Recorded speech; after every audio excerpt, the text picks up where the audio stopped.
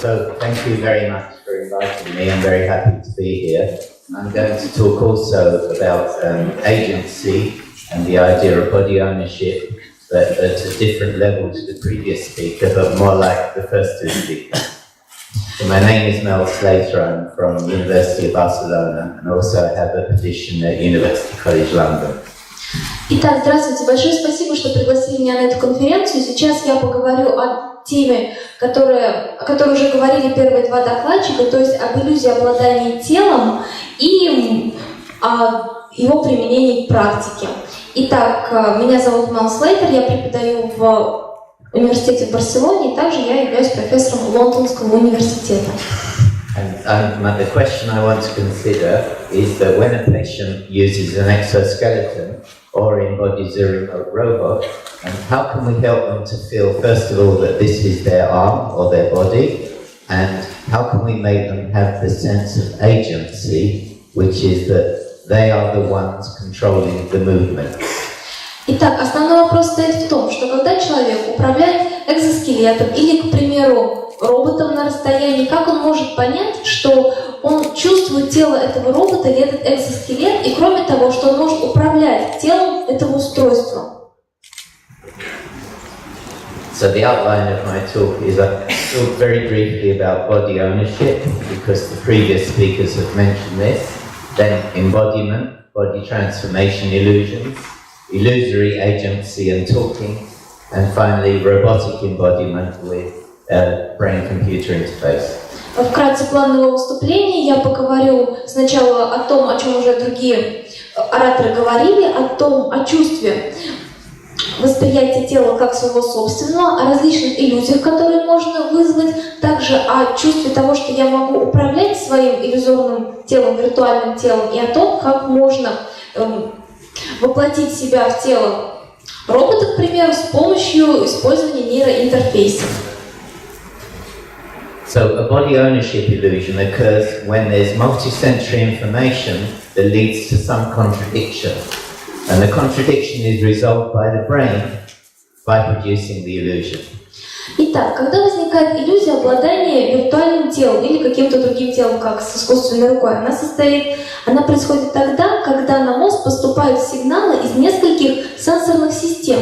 И тогда мозг находится в довольно сложном положении, что выбрать. И он принимает эту иллюзию и принимает чужое тело за собственное. This is a good example. Here the subject of the experiment is behind with his eyes closed, and this person is only needed for his nose, and the subject has his arm outstretched, and the experimenter is manipulating the finger of the subject and synchronously tapping the nose of the subject and the nose in front. Так называемый эксперимент Буратино или Пиноккио. Здесь у нас есть испытуемый, у которого закрыты глаза. Экспериментатор надавливает ему на нос, и в то же самое время рука испытуемого надавливает на нос другому человеку. Контролирует это все экспериментатор, чтобы прикосновения происходили синхронно. Now, you can try this yourselves later, it's very interesting. Можете сами попробовать, очень интересно. So there is a contradiction because he is feeling, he's touching a nose, and he's feeling his own nose touched. That's okay, but his arm is stretched out. This is the problem, that his arm is stretched out. То есть вот в чем проблема. Он понимает, что дотрагивается до носа. С другой стороны, он чувствует, что до его носа дотрагиваются. Но с другой стороны, он понимает, что рука у него вытянута. Это противоречие в мозге, и что же с ним делать? А вот что. So how does the brain resolve this contradiction? It could just give confusion, but the brain doesn't like confusion, it likes solutions. Мозг не любит сомневаться, он любит принимать решения. Вот что же он решает. Conclusion it gives is this. Вот решение Буратино. Very long. So you can try this yourselves, it's very easy to do, and it works with about 80% of people. Можете попробовать, у большинства людей иллюзия срабатывает. So this one's already been introduced, the rubber hand illusion by a previous speaker, so I won't mention this one again. But it's the same idea. There's a contradiction between where you see your hand and where you're feeling the stimulation, and the brain resolves this by making you feel that this is your hand.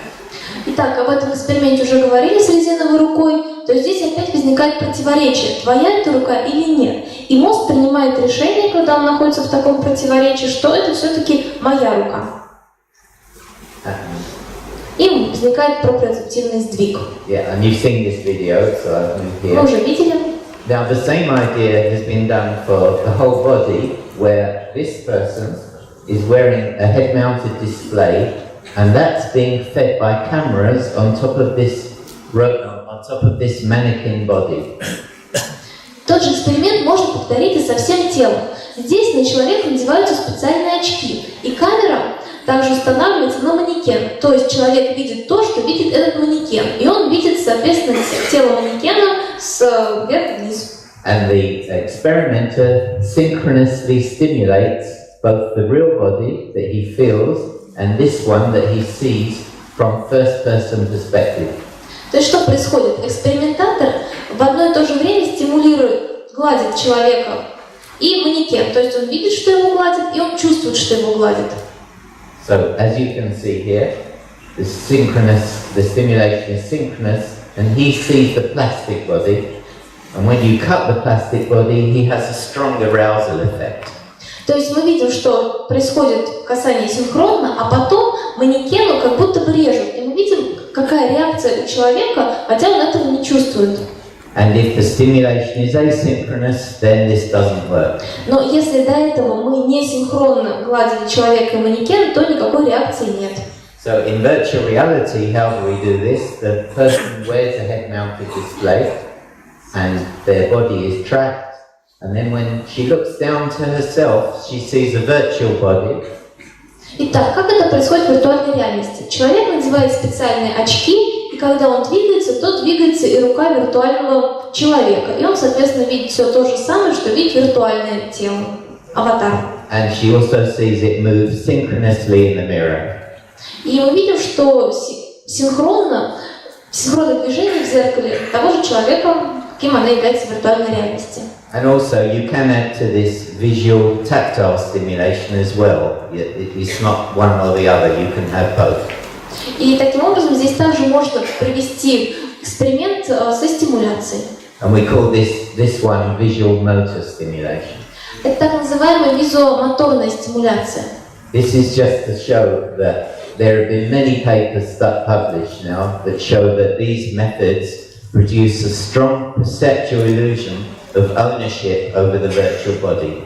Здесь список публикаций, в которых как раз разрабатывается эта тема о том, что визуальные моторные иллюзии позволяют человеку реально ощущать виртуальное тело как свое собственное.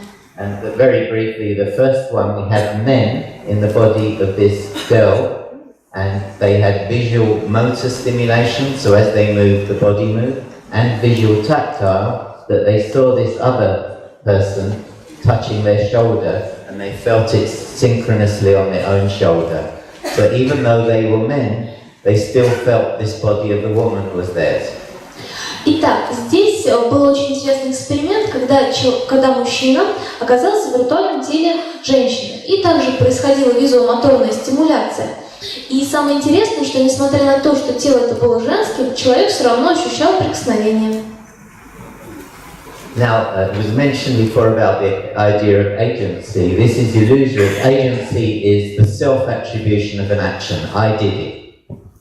Об этом уже говорили, о этой соотнесенности действия, то есть когда ты чувствуешь, что действие, которое производит виртуальное тело или искусственное тело, производишь ты сам. It was mentioned before that if in this circumstance, if someone puts their hands in as if it was their hands, and they're given a command, move your hand, and then these hands move, this person will feel that it was them moving their hands. То есть человеку в рукава другой человек просовывает руки, и когда ему дают команду пошевелить руками, шевелятся руки второго человека, но сам человек ощущает, что это его собственные руки. So now we ask, what happens when you have body ownership over a virtual body that does something you didn't do? Возникает вопрос, вопрос, что вы будете чувствовать, когда виртуальное тело будет что-то делать, но при этом сами вы ничего не делаете? In this case, it was speaking. You get embodied in a virtual body that suddenly starts speaking. We wanted to know what happens when that body speaks. Do you think it's you speaking? Итак, мы провели эксперимент. Виртуальное тело начинало говорить. И что будет чувствовать человек, который в это время молчал? So the main condition of the experiment is the body moves synchronously or asynchronously with you, and at a certain moment the body spoke 45 words. Итак, несколько условий эксперимента. Во-первых, было два режима. В одном режиме тело виртуального человека двигалось синхронно с телом реального человека. Во втором случае асинхронно. И в определенный момент времени это виртуальное тело говорило 45 слов. And the body also spoke in a higher pitched frequency than the real person's voice. При этом частота голоса была выше, чем у испытуемого. So I'll just say briefly, there were 44 subjects, two factors. One was this synchrony, asynchrony. The other one, I'm just going to say it's there, but I won't have time to explain it. It's not important. Я сейчас не буду углубляться в детали, нет времени, но главное, что сенсомоторная стимуляция происходила синхронно и асинхронно, то есть движения были синхронно с движением человека или нет. Here is a video explaining. Maybe you can translate the. Итак, видео. Мы видим человека, который сидит перед компьютером в шлеме. Итак, у него на голове шлем, специальная система для того, чтобы отслеживать его движения, наушники, микрофон и, соответственно, другие сенсорные установки. Итак, мы видим, что человек в определенной комнате, и он может видеть себя в отражении. И видеть, что он делает. Так он говорит, что он видит растения, дверь, диван. Кроме того, перед ними зеркало. Участники, где движение происходило несинхронно, также могли что-то ощущать, но уже по-другому. Итак, мы видим, что здесь тело движется синхронно. То есть человек двигает тело, мы в зеркале, соответственно, тоже движение.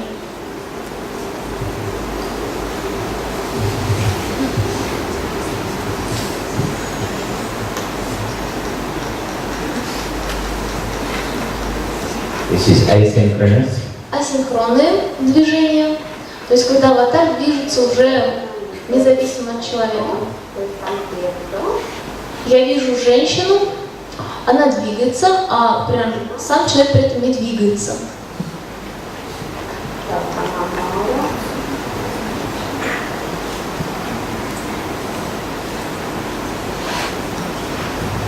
And then after this, the voice started happening. Затем аватар начинал что-то говорить. Был специальный вибратор, который регистрировал этот голос, установленный на человека. You can't hear it. Oh, yeah. So this is not the real person speaking, it's only the body. То есть говорит только аватар, сам человек молчит.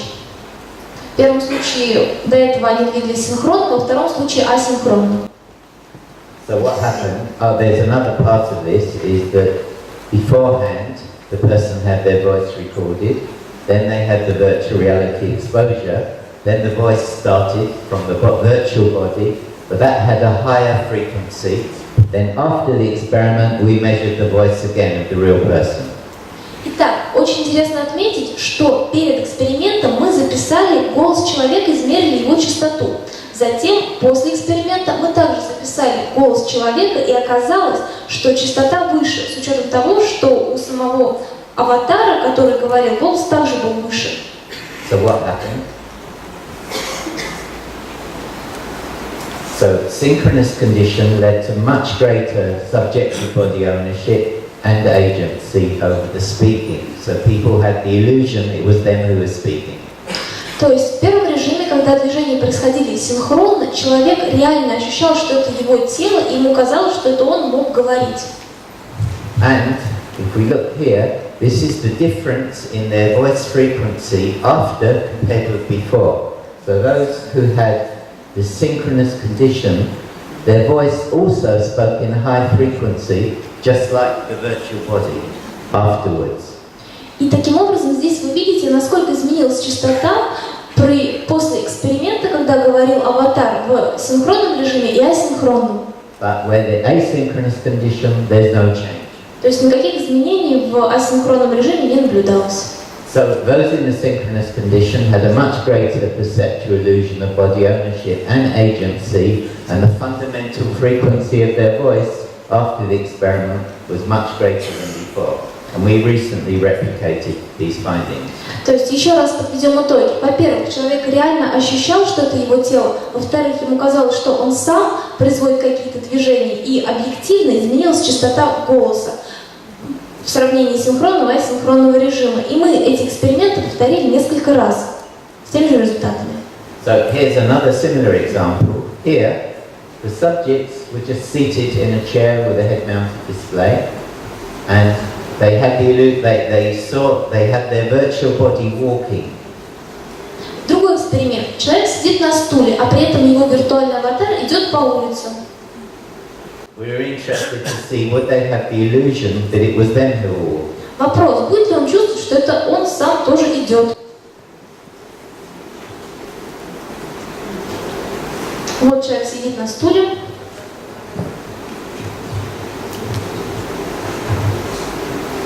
Вот он в виртуальной реальности и все видит от первого лица. But she sees her from first person perspective. То есть, как я сказала, от первого лица.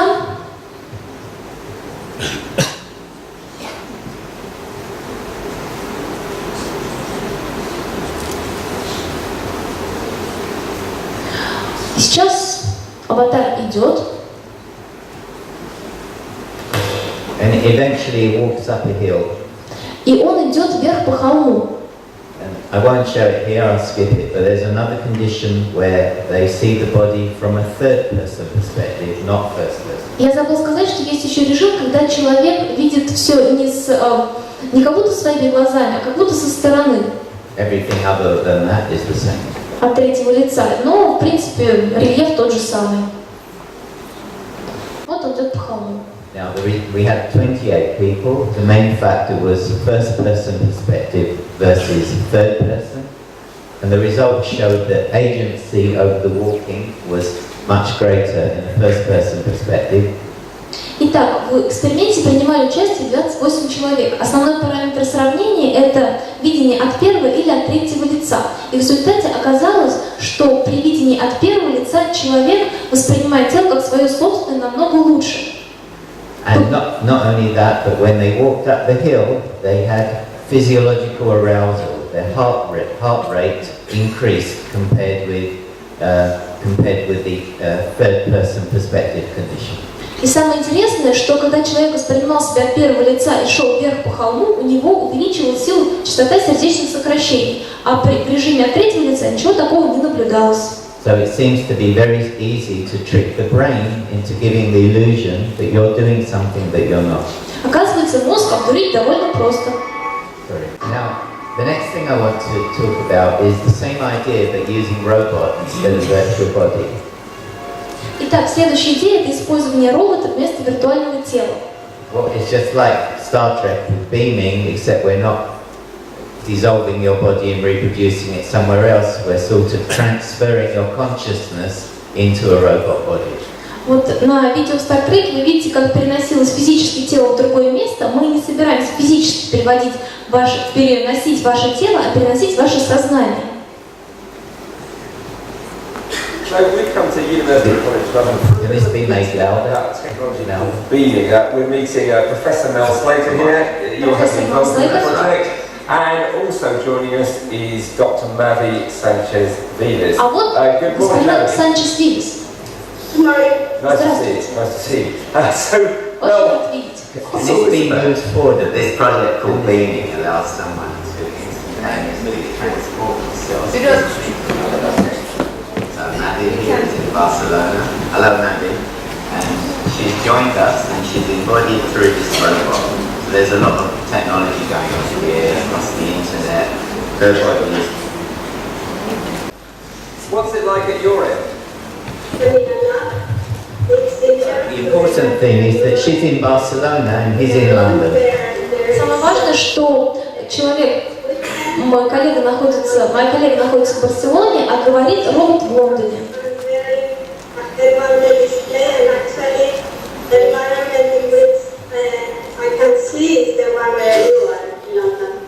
То есть она видит то, что происходит в Лондоне.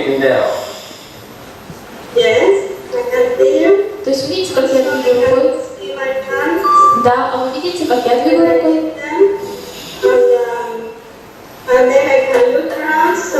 А сейчас я осматриваюсь. Я вижу комнату, людей с комнатой. Should we do a high five? Так, дай 5. И... Thanks, Melvyn. Спасибо большое. Now, that's when it's not a patient, it's someone who can really move, and you can transfer their consciousness to a robot body far away.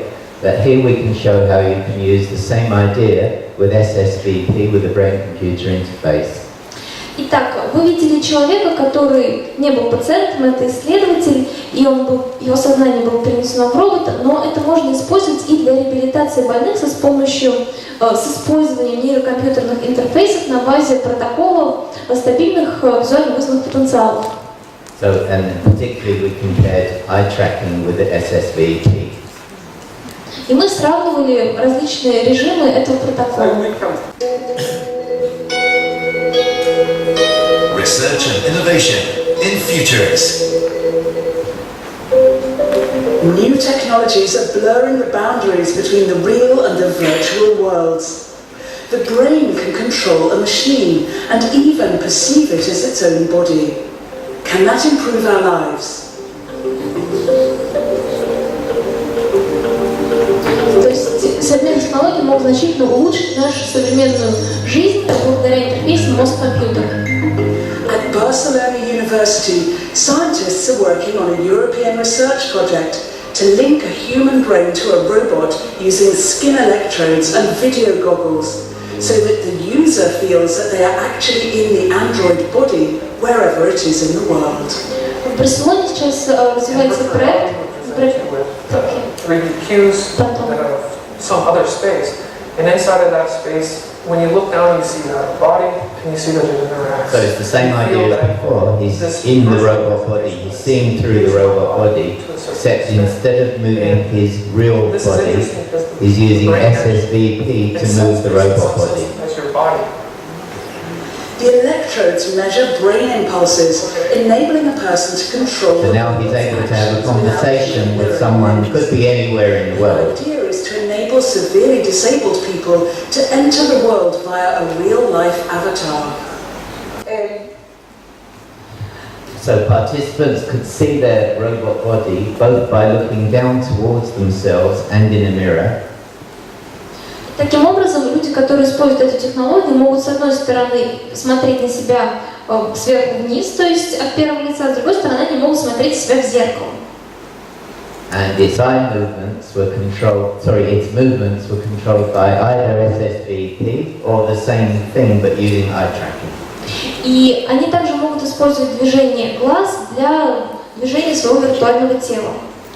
And what we found was that the same idea as the virtual reality, the body ownership over the robot body was also high.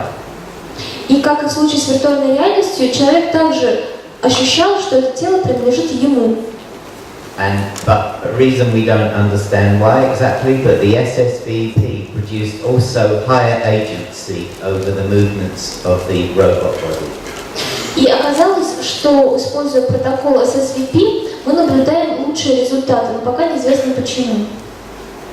So my conclusions, virtual embodiment can lead to the illusion of ownership of the virtual body.